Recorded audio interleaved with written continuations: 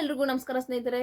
Universe love ಚಾನಲ್ಗೆ ನಿಮ್ಮೆಲ್ರಿಗೂ ಸ್ವಾಗತ. ಗೈಸ್, ಇಲ್ಲಿ ರಶ್ಮಿಕಾ ತಾಯಿ ರಕ್ಷಿತ್ ಶೆಟ್ಟಿ ಬಗ್ಗೆ ಮಾತಾಡಿದರೆ. ರಕ್ಷಿತ್ ಶೆಟ್ಟಿ ಮತ್ತೆ ರಶ್ಮಿಕಾ ಬ್ರೇಕಪ್ ಆಗಿದ್ದು ಯಾಕೆ ಅನ್ನೋದ್ರ ಬಗ್ಗೆ ಹೇಳಿದ್ದಾರೆ.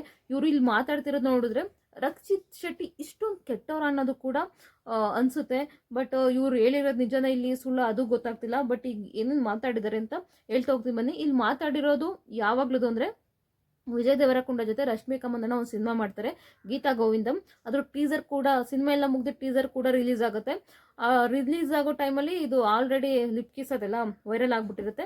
ಆ ಟೈಮಲ್ಲಿ ಸಿನಿಮಾದ ಪ್ರಮೋಟ್ ಮಾಡಬೇಕಾದ್ರೆ ಪ್ರೆಸ್ ಮೀಟ್ ಎಲ್ಲ ಮಾಡ್ತಿರ್ತಾರಲ್ಲ, ಆ ಟೈಮಲ್ಲಿ ಇವ್ರ ಅಮ್ಮ ಮಾತಾಡ್ತಾರೆ, ಅದ್ರ ಬಗ್ಗೆ ಮಾತಾಡ್ತಾ ಇರೋದು. ಏನೇನು ಮಾತಾಡಿದ್ದಾರೆ ಅಂತ ಹೇಳ್ತೀನಿ ಬನ್ನಿ, ಈಗ ಕೇಳಿಸ್ಕೊಳ್ಳಿ ಫಸ್ಟ್.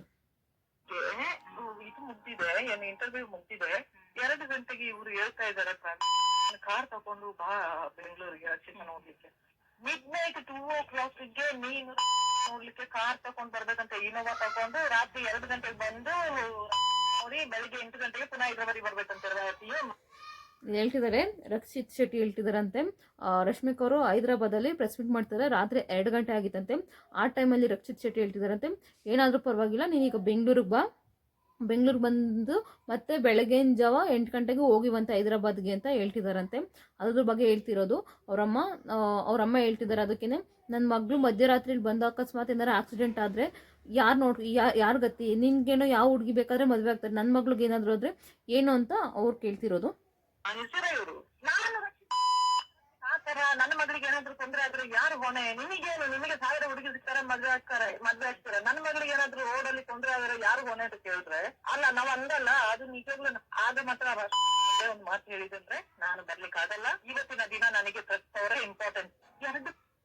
ಅಂದ್ರೆ ರಕ್ಷಿತ್ ಶೆಟ್ಟಿ ಬರಲೇಬೇಕು ಅಂತ ಹೇಳಿದಾಗ ಅವ್ರ ಅಮ್ಮ ಕಾಲ್ ಮಾಡಿ ಹಂಗೆಲ್ಲ ಕರಿಬೇಡಿ, ನಿಮ್ಗೆ ಅಂದ್ರೆ ಯಾವ ಹುಡುಗಿನಾರ ಸಿಗ್ತಾರೆ, ನನ್ನ ಮಗ್ಳಿಗೆ ಏನಾರ ಮಧ್ಯರಾತ್ರಿ ಅದು ಬರ್ಬೇಕಾದ್ರೆ ಆಕ್ಸಿಡೆಂಟ್ ಅದಾದ್ರೆ ಏನು ಗತಿ ಅಂತ ಎಲ್ಲ ಕೇಳಿದಾಗ ರಶ್ಮಿಕಾ ಅವರು ಮತ್ತೆ ಕಾಲ್ ಮಾಡಿ ರಕ್ಷಿತ್ ಶೆಟ್ಟಿಗೆ ಹೇಳಿದ್ದೇನೆಂದರೆ ನಾನು ಬರಲ್ಲ, ನನಗೆ ನಿನಗಿಂತ ಪ್ರೆಸ್ ಮೀಟ್ ಅವರೇ ಇಂಪಾರ್ಟೆಂಟ್ ಅಂತ ಅಲ್ಲಿ ಹೇಳಿದ್ದಾರೆ. ಸೊ ಹಾಗಾಗಿ ಅಲ್ಲಿಂದ ಬ್ರೇಕಪ್ ಸ್ಟಾರ್ಟ್ ಆಗಿರೋದು.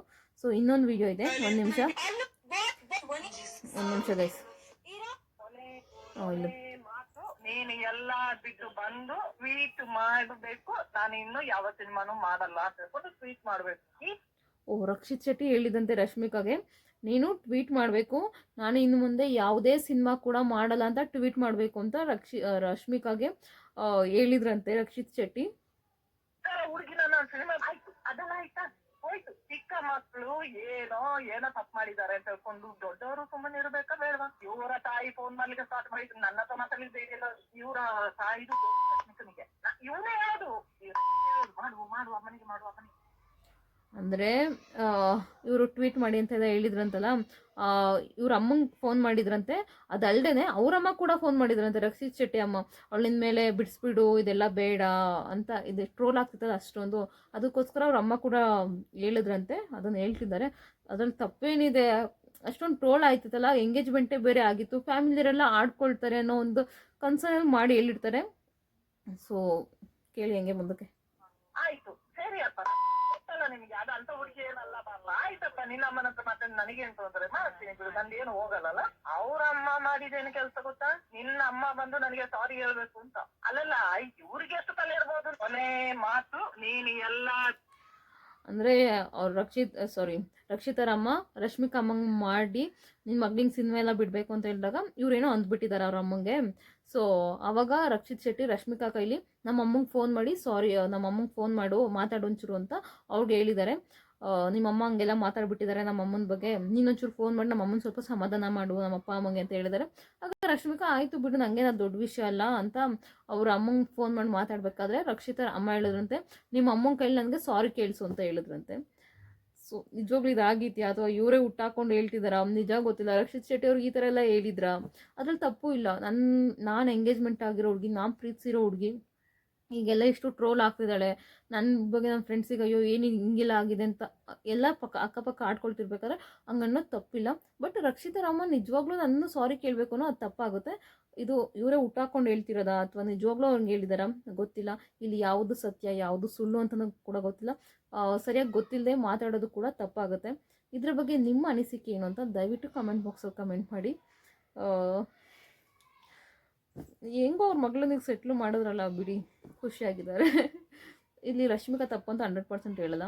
ಅಷ್ಟು ಪೀಕಲ್ಲಿರೋ ಹುಡುಗಿ ಹೋಗಿ ಬೇರೆ ಸಿನಿಮಾ ಮಾಡಿದ್ದಾಳೆ. ಈಗ ದೊಡ್ಡ ಸೂಪರ್ ಸ್ಟಾರ್ ಅಂದರೆ ಎಲ್ಲ ಇದರಲ್ಲೂ ಏನಂತಾರೆ ಟಾಲಿವುಡ್ಡು ಅಥವಾ ತಮಿಳಲ್ಲಿ ತೆಲುಗು ಎಲ್ಲರೂ ಒಂಥರ ಸೂಪರ್ ಹಿಟ್ ಸಿನಿಮಾಗಳೇ ಕೊಟ್ಟಿದ್ದಾಳೆ.